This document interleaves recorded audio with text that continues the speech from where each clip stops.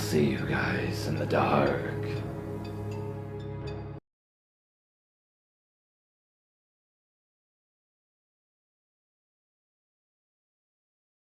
On October of 2016, a longtime family friend began harassing my family.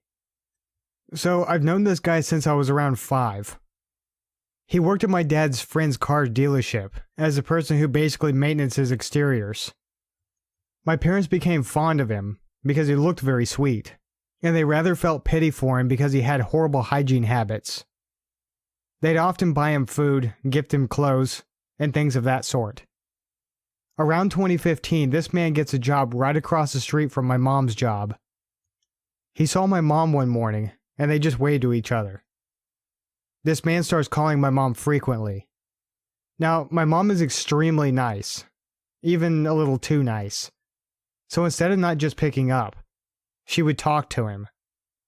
This guy became obsessed with my mother to the point where she had to tell him to stop contacting her. All was well, the guy stops contacting my mom. Months later, he began to watch my mom. He would park in his car in front of my mom's job and watch her. She noticed him but never saw it as a huge threat, so she never said anything. That's where things escalated. My mom was walking out of work with a coworker one day. Normal coworker friendship. My mom caught a ride with her coworker to a mandatory work event, so she wouldn't have to drive home too late, as these events end late at night. Meanwhile, this guy is watching them walk to his car. He suddenly thinks that my mom is having an affair with this guy and decides to follow them. They arrive at the place, and my mom stays in the car while her coworker goes back inside to check if it's the right location. The stalker walks up to the car, opens my door, and slaps my mom. He grabs a knife from his car and slashes the coworker's tires. My mom is in complete shock and immediately calls her coworker to come outside. The coworker decides not to press any charges against him, even though he easily could, as there were cameras outside the location. Now, my mom mentions none of this to my dad, as my dad is really explosive, even to the point where he'll get in trouble over the guy. So everything is okay for the next couple of days, until this guy starts calling my mom non-stop, leaving her threatening voicemails. The voicemail said things along the lines of, "If you don't meet up with me at the hotel on Wednesday at 1 p.m., I'm going to tell your husband that you're cheating on him." This scares my mom, because my dad has a past with domestic violence, so she's scared my dad will believe him and beat her. Wednesday comes along, and when she gets to work, he is outside watching her. The whole day he watches her. She calls my grandparents, as my grandpa is an ex-military, and is really no one to play with. They immediately drive to my mom's job, but this guy starts harassing my grandparents and won't leave the site. 1 p.m. comes around, and my mom calls the police. This dude hauls across the street and hides, leaving his car at my mom's job. The police search for him everywhere, but he's nowhere to be found. The phone calls continue, and things escalate. This man decides to vandalize my mother's car. He throws tar all over the car while it's parked outside my house. The car is destroyed, and my parents have to pay lots of money to be able to get it fixed. At this point, my dad knows of the whole ordeal, and is set on killing the guy. We advise him to calm down, but my mom is planning on getting a restraining order from him, and she didn't want my dad ruining her chances, or committing a crime. He continues calling, and stands outside my mom's job every day. This man starts driving by my house every day, and begins to see me as a target. He leaves my mom threatening voicemail saying he is going to vandalize my car. So at this point, I'm even more terrified. My mom has to call the cops on him several times, but the cops say they can't do anything, as he hasn't physically attacked her. My mom decides she's finally going to petition for a restraining order, with the police reports and voicemails as proof. They set up a court date, and my mom gets a temporary restraining order until the court date, so approximately 2 weeks. This guy does not stop calling my mom, so my mom calls a detective in charge of her case, and the guy hasn't even been served with a restraining order yet. He was notified with a court date though, so he tells my mom he has proof that she won't stop calling him. He then starts targeting the rest of us. I wake up one Saturday morning, and my car has letters drawn all over the windows with nail polish. Luckily, we were just able to scrape it off gently, but by now I'm a nervous wreck. I start doing bad in my classes and haven't slept for about a month.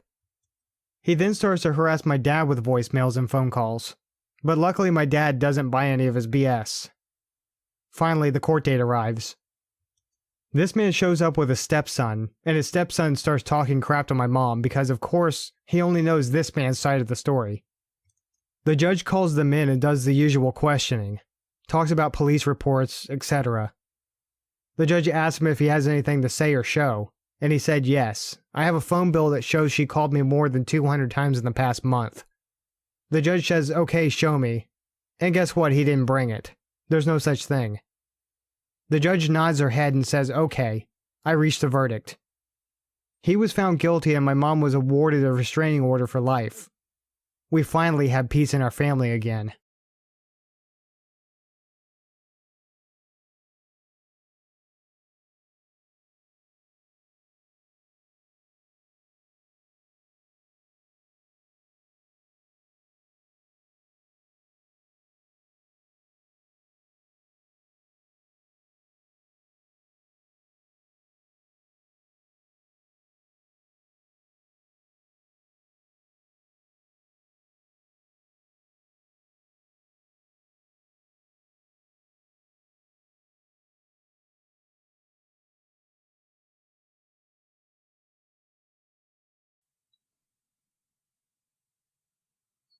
When I was 18, I worked at a local Target.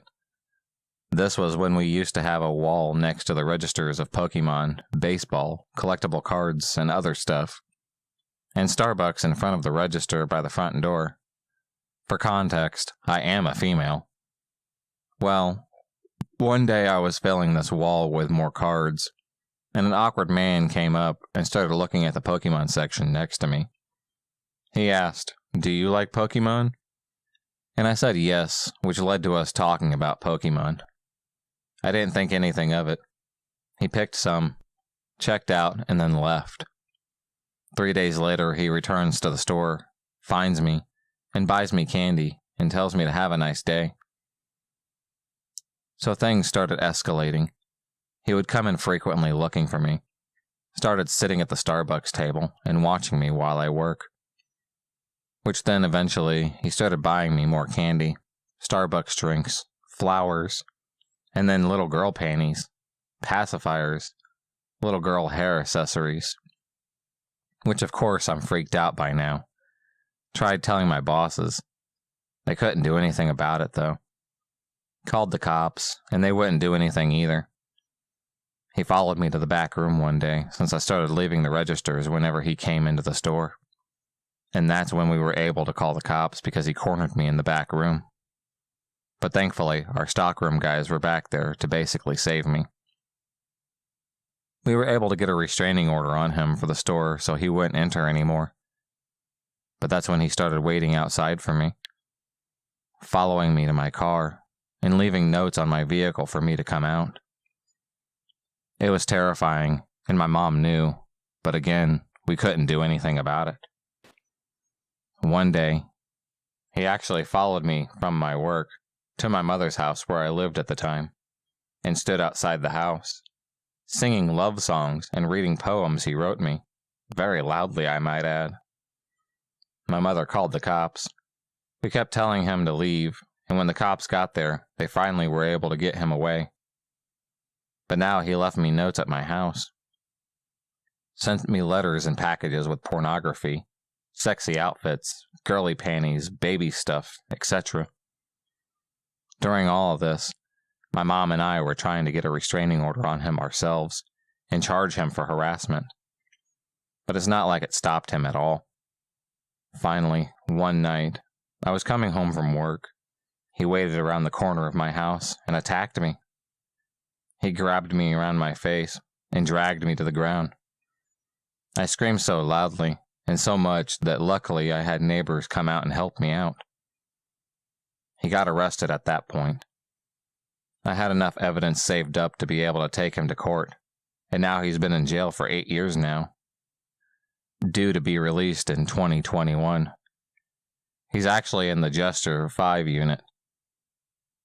He was stalking another local girl that I connected with, so we could help each other out after he got sent away. She was just starting to get his attention, so luckily she never really got hurt. I don't ever want to meet this dude ever again.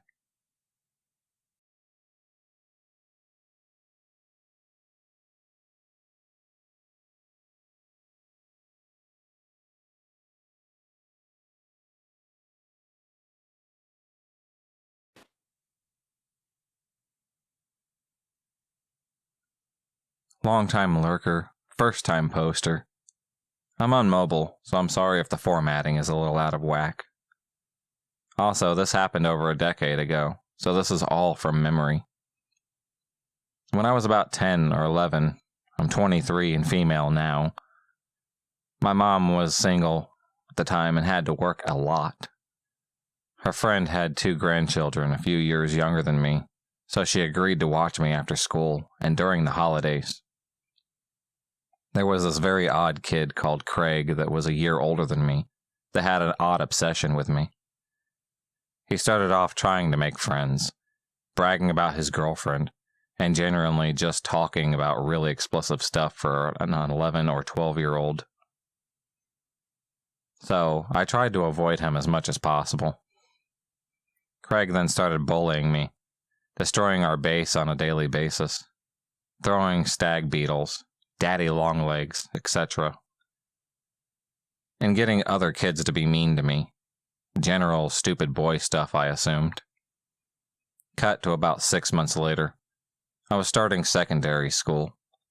This kid somehow figured out my home address and started sending me letters. The first thing he sent me was a get well soon card, because apparently I was ill like him and belonged in a mental hospital or some shit like that. I have no idea, really. I opened this because I had a pen pal at the time and thought it was from her. How wrong I was. Craig sent me another letter about that, which got intercepted by my mom. She never told me exactly what it said in it, but apparently it was full of ranting about all the things he wanted to do to me. How I was messed up so I belonged with him. All kinds of really creepy things. Then Craig started following me and my mom around. She was a regular at a pub in town, and he used to sit in the car park overlooking the garden and just watch me play literally every single time we were there. My mom ended up getting the police involved after a few weeks of this, and I recently found out she got a restraining order placed against him. He was apparently known to the police for generally being a public menace and causing trouble. Small benefit to this. I got given a mobile phone in case he tried to follow me while walking to and from school. He tried to contact me on Facebook and MSN when I was about 15, which resulted in a swift block and watching my back for a couple of weeks. So, Craig, let's not meet ever again. Please, I'm tired of your crap.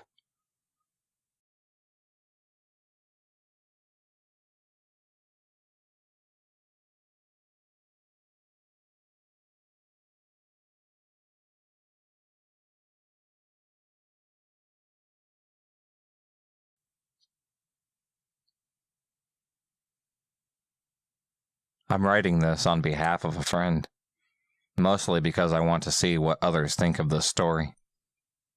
My friend and I grew up in a very small town in Michigan, and one fall night when we were 16 years old, we decided to go out for an evening walk to talk about all the things HS drama.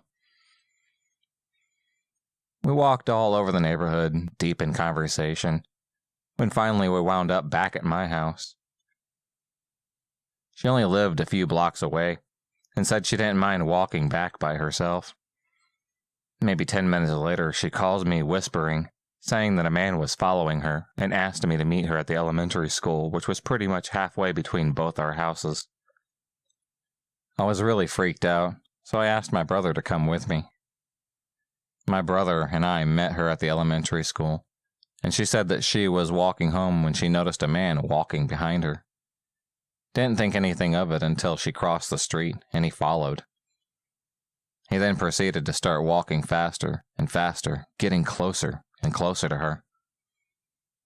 She then got really scared and sprinted through the elementary school lot, where he proceeded to chase after her. As soon as she got to the back of the school, she hid in a little alcove and watched the guy stand frantically looking for her. He eventually left, which was when she called me. I don't know why none of us thought to call the cops, but I still wonder what could have happened. Looking back on it, I wonder if he saw us walking and decided to wait for one of us to walk back once it got dark. So, creepy guy at our elementary school, let's not meet, ever, again.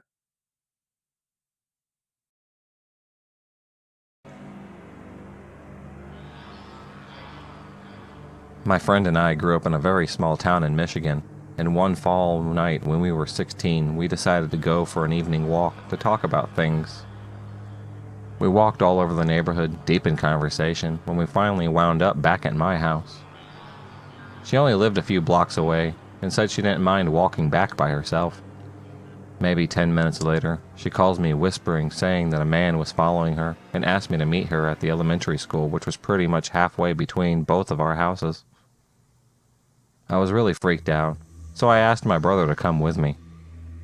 My brother and I met her at the elementary school, and she said that she was walking home when she noticed a man walking behind her. Didn't think anything of it until she crossed the street, and he followed. He then proceeded to start walking faster and faster, getting closer and closer to her. She then got really scared and sprinted through the elementary school lot, where he proceeded to chase after her. As soon as she got to the back of the school, she hid in a little alcove and watched the guy stand frantically looking for her. He eventually left, which was when she called me. I don't know why none of us thought to call the cops, but I still wonder what would have happened. Looking back on it, I wonder if he saw us walking and decided to wait for one of us to walk back once it got dark. So, creepy guy at our elementary school, let's not meet again.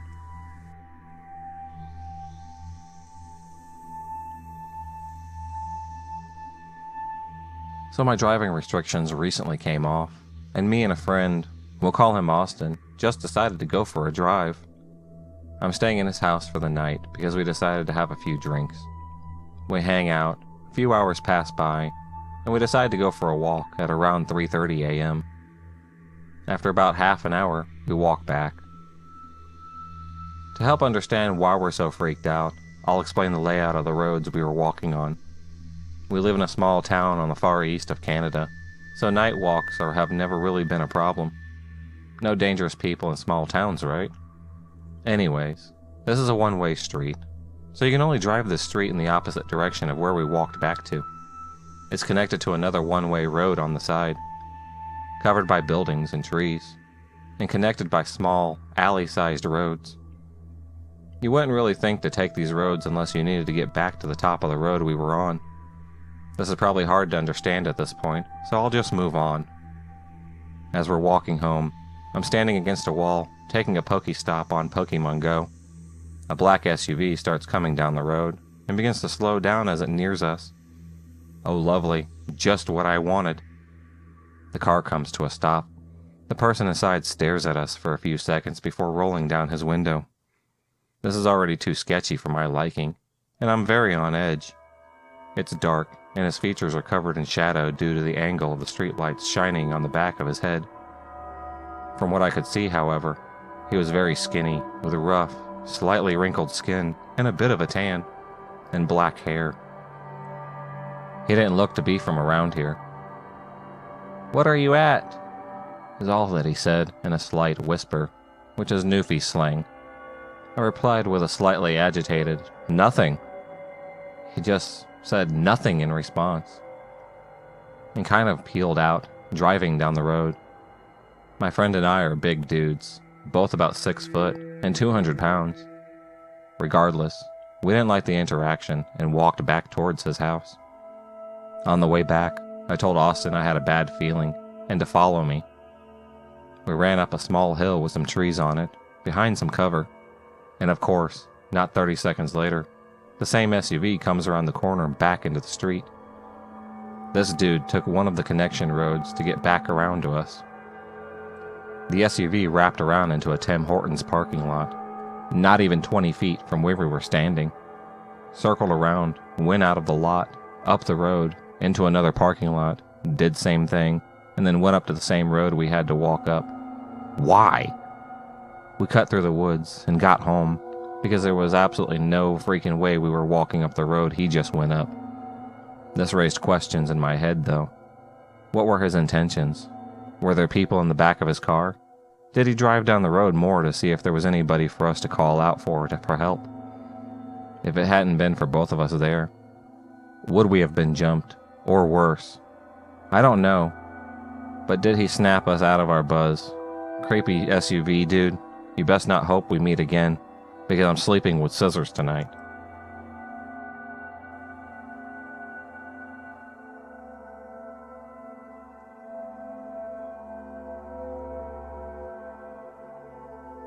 I'm a 20-year-old female.